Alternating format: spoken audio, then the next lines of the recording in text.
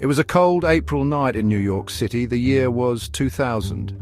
Saturday Night Live was on the air. Little did the audience know, history was about to be made. Not world history, of course. This was comedy history. Christopher Walken, known for his intense stare and unpredictable line delivery, was hosting. The musical guest, Blue Oyster Cult, the sketch, a mockumentary about the recording of their iconic song Don't Fear, The Reaper. Will Ferrell, in a moment of comedic genius, donned a tight t-shirt. He was the fictional Gene Frankel, overzealous cowbell player. The sketch was pure absurdity. Ferrell's commitment to the bit, Walken's deadpan delivery, and the constant demand for more cowbell created comedic magic. The studio audience roared with laughter. Viewers at home were equally amused. The sketch was a hit.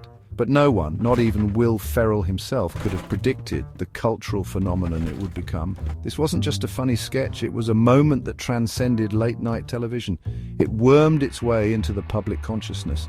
More cowbell became a catchphrase, a meme before memes were even a thing. It was quoted everywhere. People shouted it in bars, it popped up on t-shirts. The sketch took on a life of its own.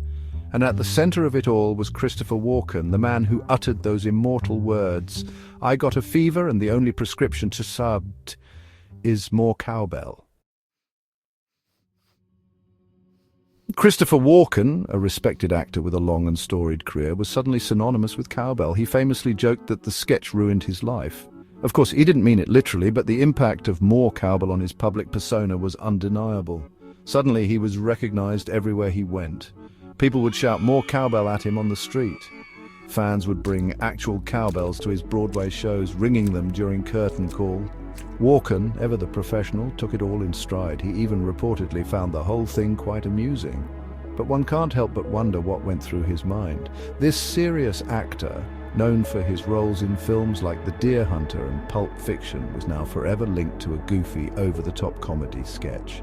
Did he ever regret it? Did he secretly resent the cowbell's hold on his career? We may never know. What we do know is that Christopher Walken handled the unexpected fame with grace and humor. He never shied away from the sketch's legacy. In a way, he embraced it. And that, perhaps, is what makes the whole thing even funnier. The More Cowbell sketch wasn't just a flash in the pan. It wasn't just a funny moment that faded into obscurity. It became a cultural touchstone.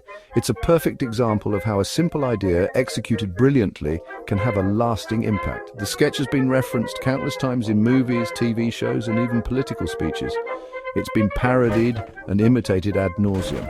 Sports stadiums blare the sketch on jumbotrons, much to the delight of roaring fans. The phrase "more cowbell" has become shorthand for any situation where more enthusiasm is needed. It's a rallying cry, a celebration of excess, and a testament to the power of pure, unadulterated silliness. The sketch also solidified Will Ferrell's status as a comedic genius. It showcased his willingness to commit fully to a joke, no matter how absurd, and it proved that sometimes the most ridiculous ideas are the funniest. More Cowbell is a reminder that laughter is a powerful force. It can bring people together. It can make us forget our troubles, even if just for a few minutes. And in a world that often takes itself too seriously, a little bit of cowbell goes a long way. Christopher Walken, despite his initial reservations, has become an unlikely icon of comedy.